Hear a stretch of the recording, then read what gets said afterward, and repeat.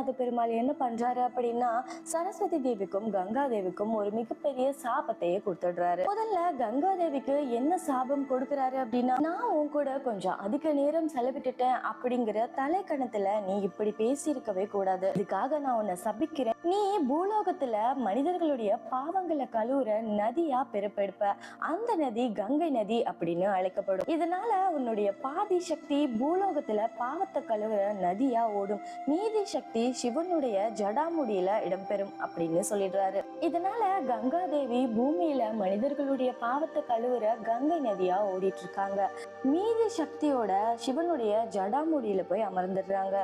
அடுத்ததா சரஸ்வதி தேவி கிட்ட பெருமாள் என்ன சொல்றாரு அப்படின்னா, உன்னை விட கொஞ்ச நேரம் கங்கா தேவியோட நேரம் செலவிட்டதுக்கு நீ என்ன தப்பா நினைச்சிட்ட, அதோட அவ்வளோ பொறாமை குணம் கொண்ட நீ இனிமே எனக்கு தேவையில்லை, அதனால நான் உன்னை சபிக்கிறேன்.